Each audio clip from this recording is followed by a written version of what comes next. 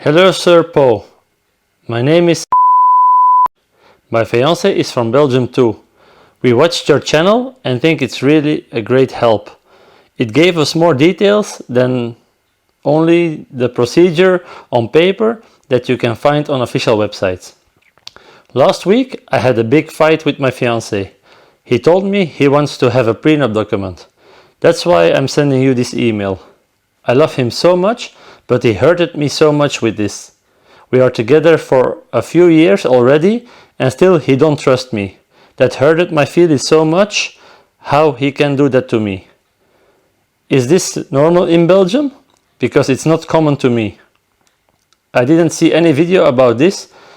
Am I the only one that's facing this issue? I don't know what to do. Thank you for all your videos. God bless. Uh-oh. Twinkle, twinkle, little star, how I wonder what you are. Up above the world so high, like a diamond in the sky. Twinkle, twinkle, little star, how I wonder what you are.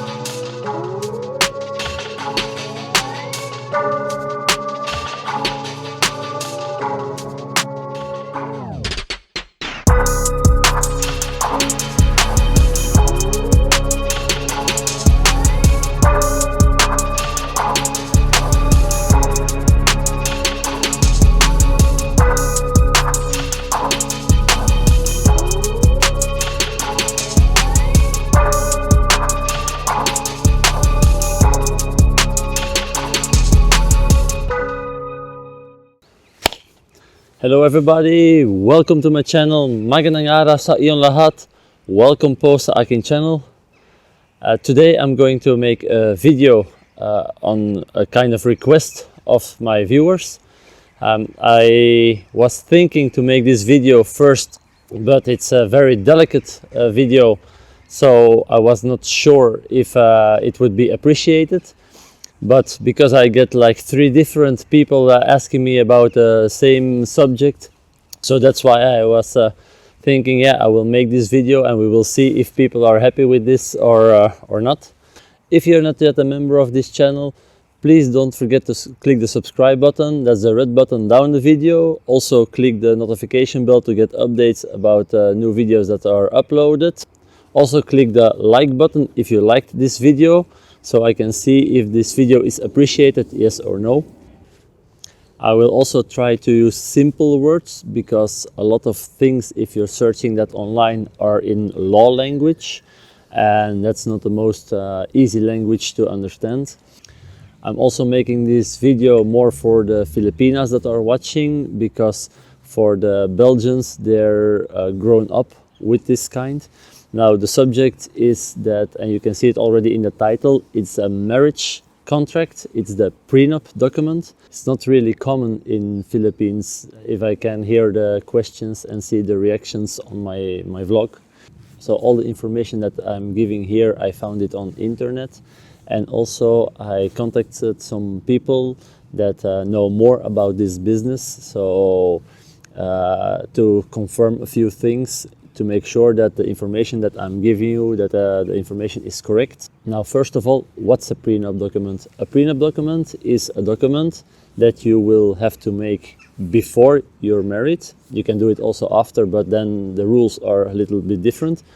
But it's like a contract that you're making in case you will have a divorce.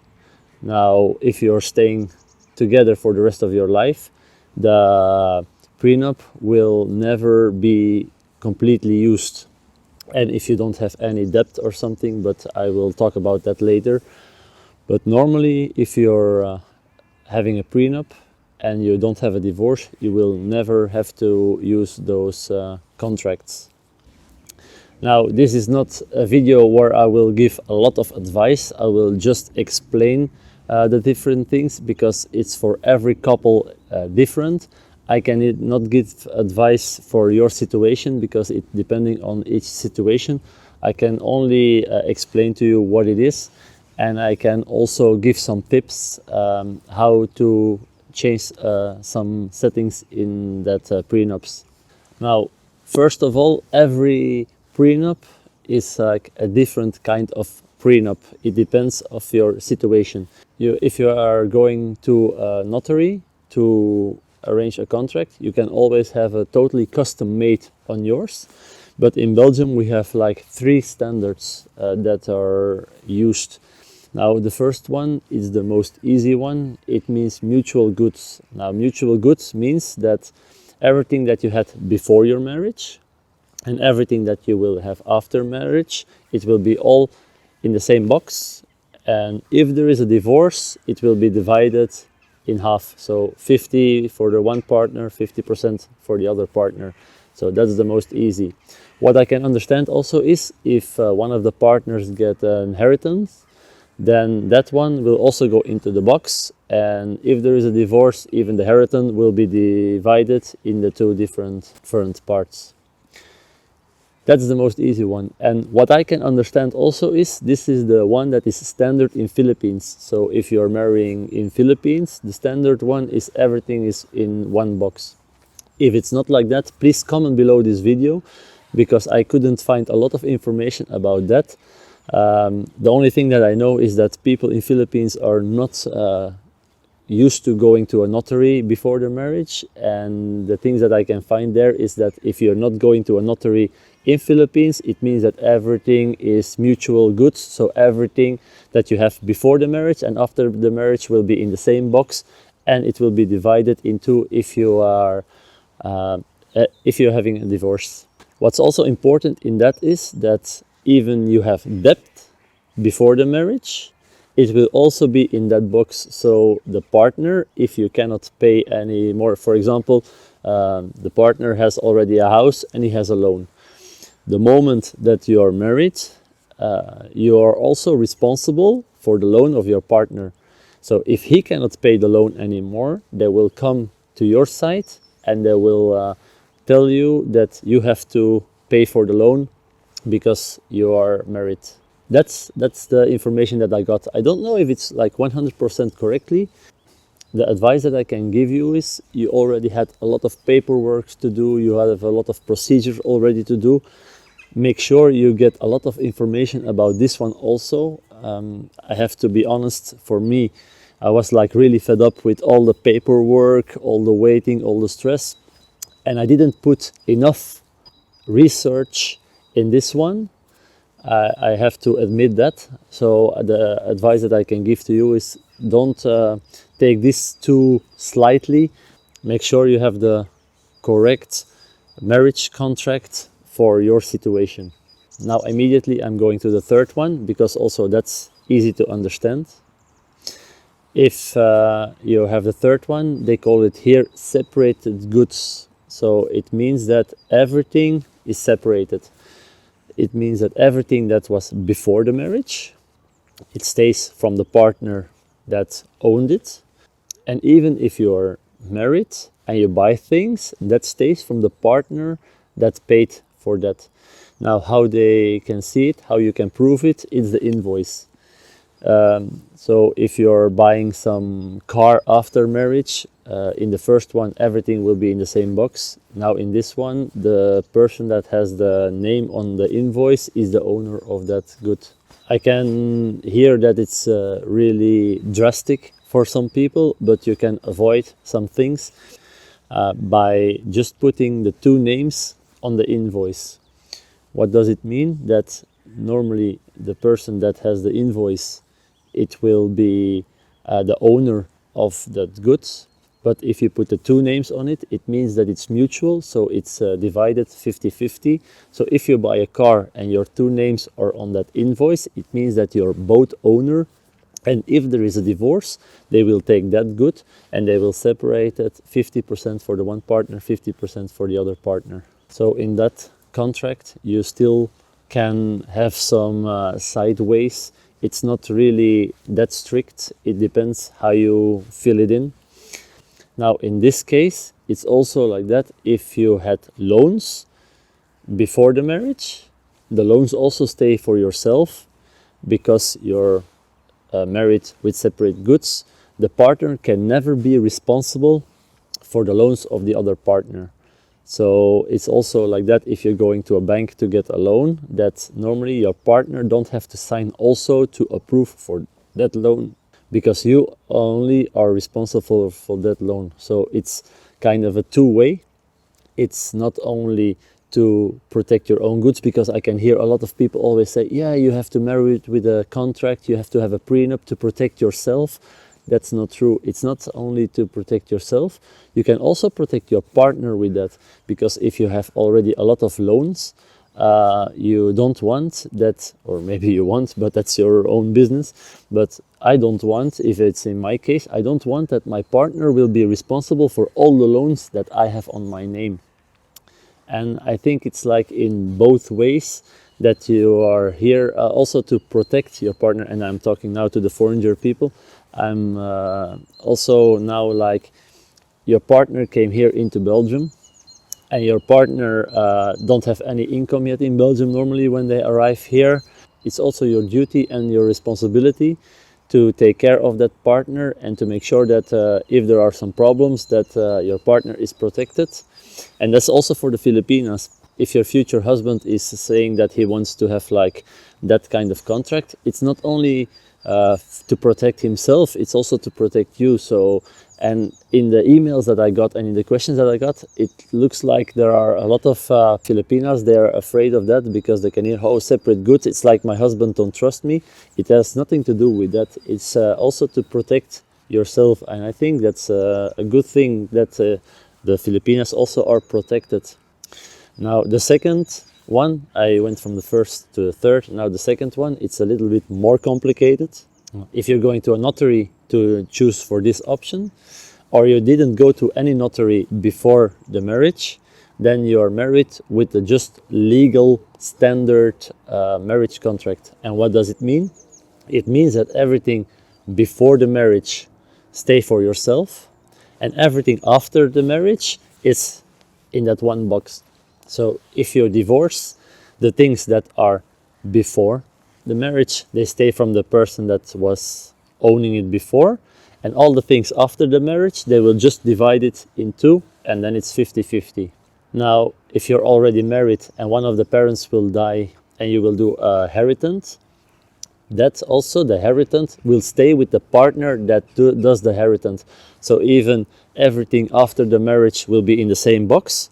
if you have inheritance, the inheritance will not go in that box. So that will stay for the person that is having that from his parents or his relatives. And this is where I personally also made a mistake. I wanted to have this kind of contract, but because everything after the marriage is in that box, I also heard that the loan from my house that I have, it goes also in that box, because the loan is still going after our marriage. The house itself, I own the house before I was married, so that stayed for myself, but the loan would go into that box. And I choose to have the contract separated goods because I wanted to protect my wife from the loan that I have, because a loan here in Belgium to own a house, it's 20, 25, 30 years that you're paying for that loan. I don't want that my wife is responsible if tomorrow something happens, that I cannot pay for that loan anymore, that she will be responsible for that. So I choose the separated goods contract. And now I had some legal advisors that informed me it's not like that, because you signed that contract with the bank for that loan before the marriage, so the loan will only stay on your name. That's what they told me. So even if you're marrying with that kind of contract, your partner is not responsible for the loan of the house that you owned before that you are married. So it's really important that you think about it, and that you do some research, and that you take a contract that is good for your own case, and that you put some time and effort in that, because I have to be honest, I didn't put enough time and effort in this case.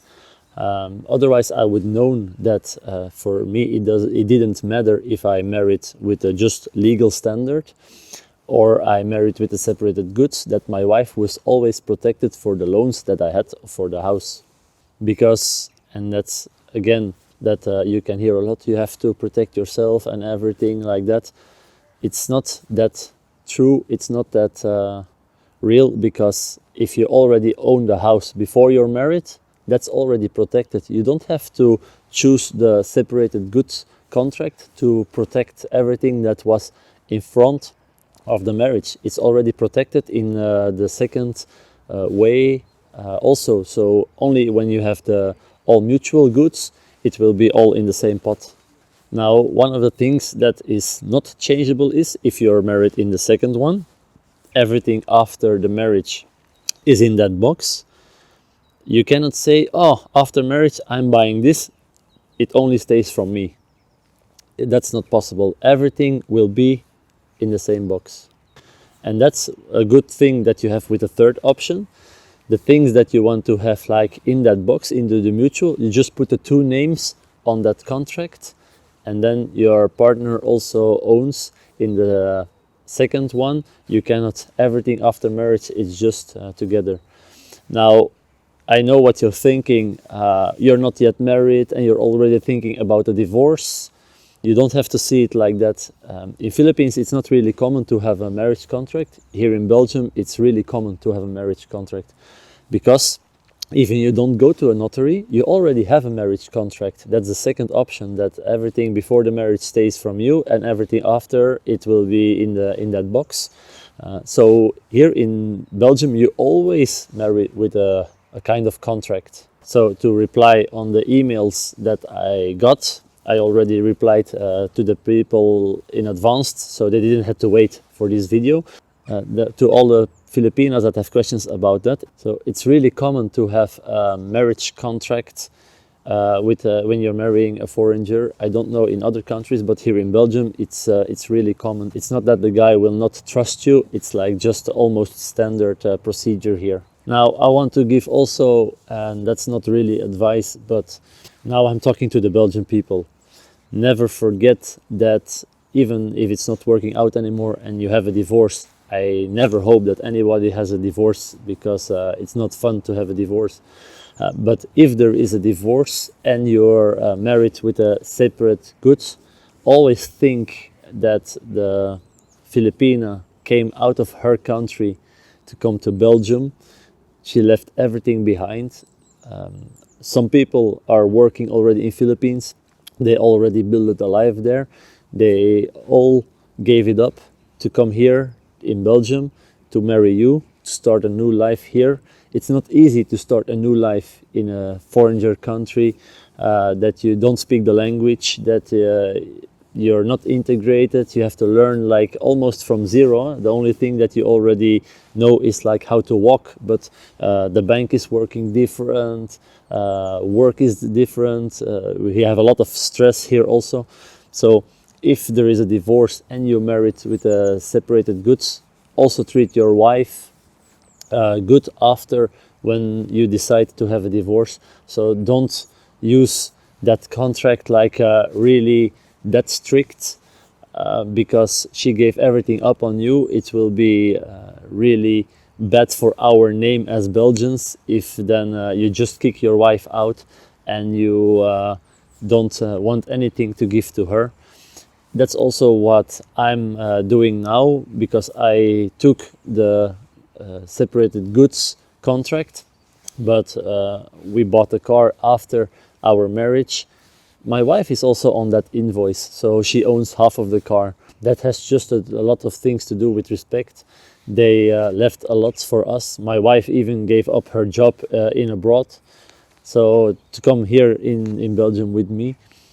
That's why I also treat her good now. I don't want that she has any bad feelings, that she don't have anything thinking that her life is worse. And I think that's the only advice that I can give you.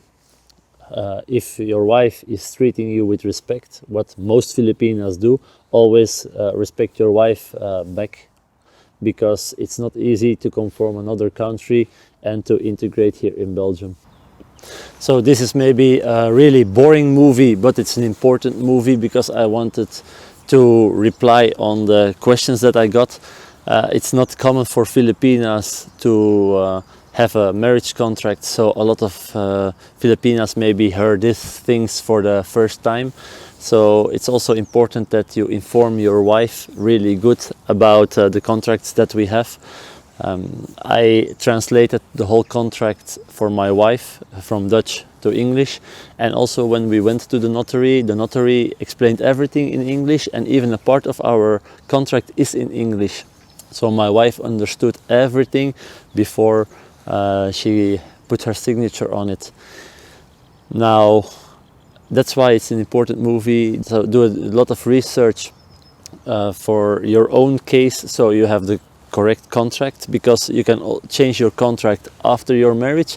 But that's what people at the telephone were telling me, that it will not be the complete same things that will count as you take the contract before your marriage. There will be a lot of different things in that. Now, it's an important movie. I hope that you think it was informative. If you have a question, if you have other experiences with this than what I'm explaining now, please comment below and share it here with everybody, so everybody can see what the correct information is, because every day maybe things are changing. So please comment below for every thinking that you have, so everybody can read them. If you like this video, please give it a thumbs up. Don't forget to subscribe on this video. You can do it with the red button down the video or with the circle here on top of the video. I hope to see you in the next one. Thank you for watching and see you next time. Paalam!